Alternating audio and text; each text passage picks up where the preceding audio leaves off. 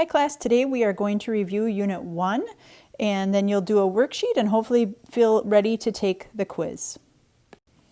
So in this video, what I'm going to have you do is pause at the beginning of each question, try it yourself, and then unpause to see how it's actually done and to see if your answer is right. So go ahead and pause the video, try number 1.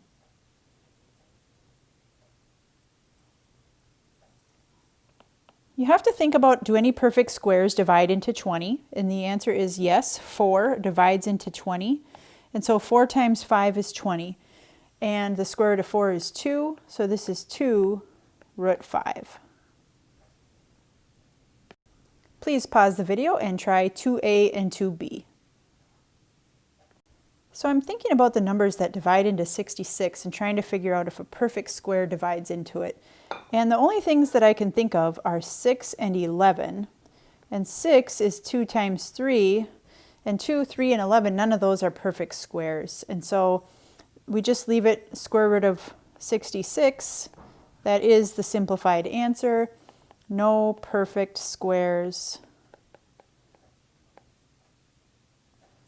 divide into 66. So then I thought about 980, and I used my calculator and I went through the list of perfect squares like 1, 4, 9, 16, 25, 36, and so on. And when I got to 196, 196 went into it 5 times. And so the square root of 196 times the square root of 5 is the same as the square root of 980, which is 14 root 5. Please pause the video, try number 3. So before you can add these two terms, you need to have like terms. And so you need to see, can you get a root 3 out of a 27? So I'm just going to recopy down 4 root 3. And I know 9 times 3 is 27, so I'm going to change this to root 9 root 3, because 9 times 3 is 27. So we have 4 root 3 plus 3 root 3, which is 7 root 3. Please pause the video, try number 4. This is not considered simplified because there's a radical in the denominator, so you have to rationalize the denominator. So you're going to multiply by root 5 over root 5 to get that out of the denominator. You'll end up with root 5 over root 25, which is root 5 over 5. Please try number 5.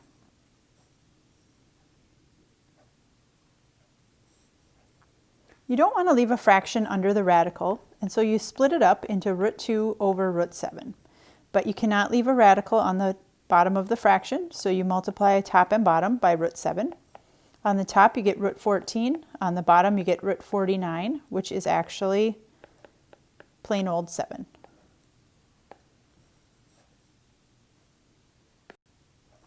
Please try number 6 and then unpause the video when you're done. So I started by labeling everything. I put all the numbers that they gave me onto the picture. It says AC is 25 and I want to find AB. So this to me looks like a 45, 45, 90 triangle. It's got a ratio of 1 to 1 to root 2. And so if I have AC and I want AB, my ratio is 1 to root 2. And then I know AC is 25, I don't know AB, so I'll call it X. Cross multiply, and we wind up with X equals 25 root 2, and that is as low as it can go. So AB is 25 root 2. Please try number 7.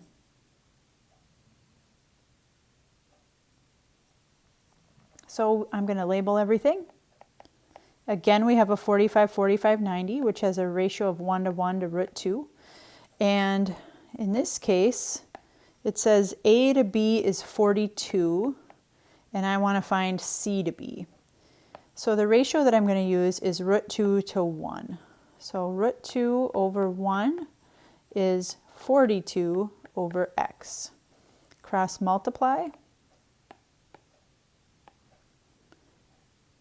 And you get x root 2 equals 42.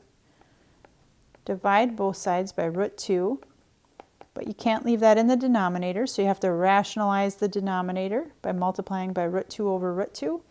You get 42 root 2 over root 4, which is 42 root 2 over 2, which can still be reduced to 21 root 2.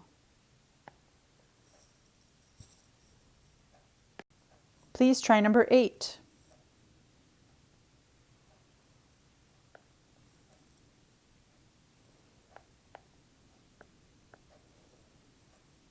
So this is a 30, 60, 90 triangle, and remember the ratio. The short leg is 1 to 2 with the hypotenuse and 1 to root 3 with the long leg. And so if DE is 7, that's this one, 7, and I need to find EF. My ratio is going to be 1 to root 3. And so I go 1 over root 3 equals 7 over x. Cross multiply, and we get x equals 7 root 3. So EF equals 7 root 3.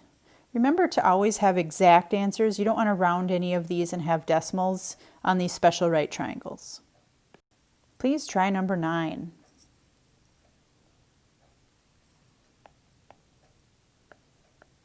Again, you have a 30, 60, 90. The ratio is 1 to 2 to root 3. And DF, so DF over here is 3 root 3, and we want DE. So we're going to be working with the 2 to 1 ratio. So 2 over 1 equals 3 root 3 over x. Cross multiply, you get 2x equals 3 root 3. Divide by 2. X equals 3 root 3 over 2. That's as simplified as it goes, so DE is 3 root 3 over 2. Please try 10 and 11.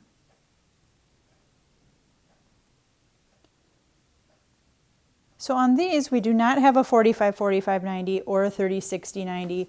So on these, we will be using SOHCAHTOA.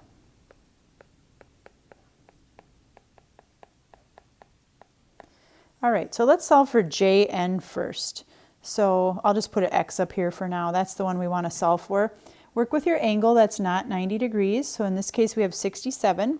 The side we're looking for is the hypotenuse. The other side that we have is the 14, which is opposite of the angle we have. So opposite and hypotenuse, O and H, go with SO. S stands for sine. Sine 67 equals opposite over hypotenuse, so 14 over x. And then you have to solve for x. So you're going to multiply both sides by x, get rid of those. Then you're going to divide both sides by sine 67.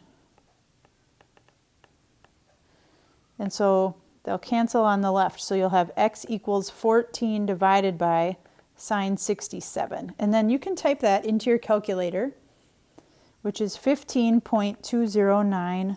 We're going to round to the thousandth. And we do have a label here of centimeters. Number 11, we're going to look for JE. So we're still going to work with the 67-degree angle, but this time we're going to work with the adjacent side for JE, and then we also have the opposite side.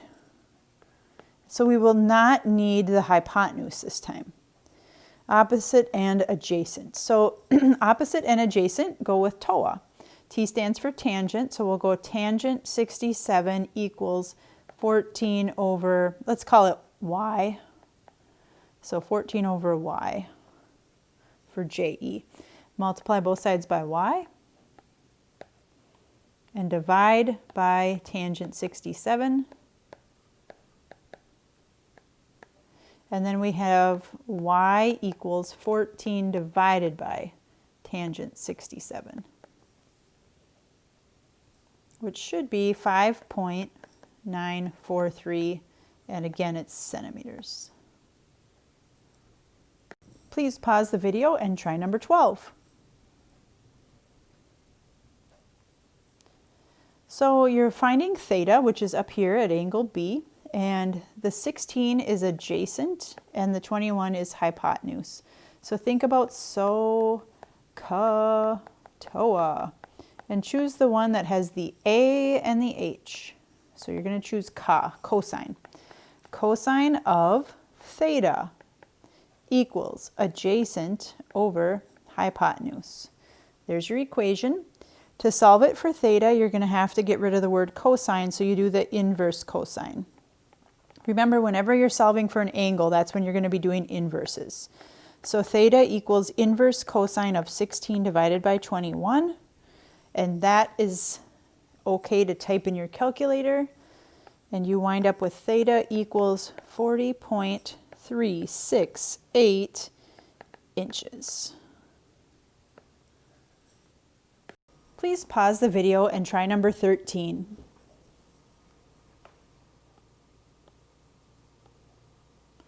So you have an isosceles triangle, which means two sides are equal and the base angles are each 30 degrees. So maybe it looks something like this. Yours doesn't have to be drawn to scale, but I tried to draw mine to scale somewhat. The base is 100 centimeters. And when you drop down the height here, what's nice is you can get a right triangle, and that 100 gets divided into 50 centimeters and 50 centimeters.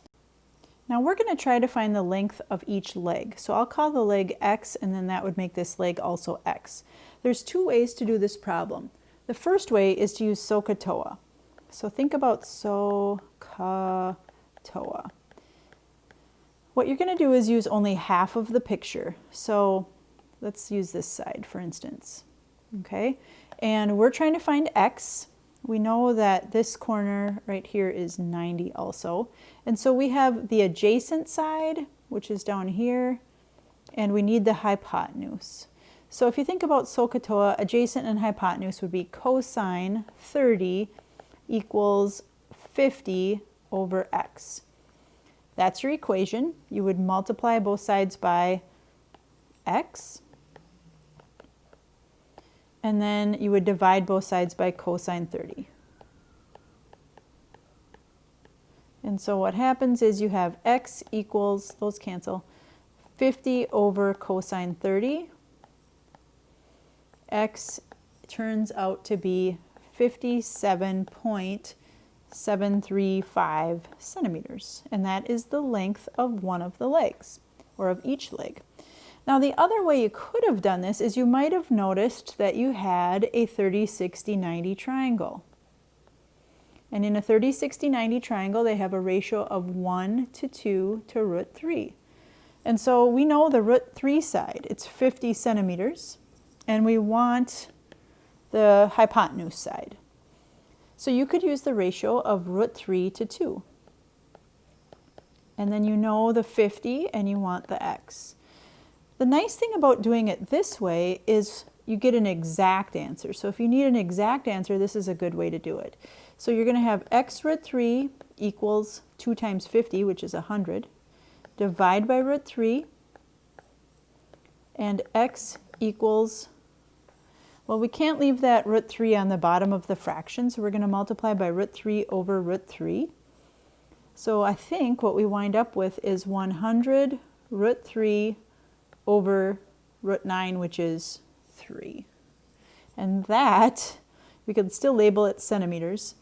That is your exact answer, 100 root 3 over 3. Now me personally on this problem, I kind of like the rounded answer because I can picture 57.735 centimeters. I can't really picture 100 root 3 over 3 centimeters.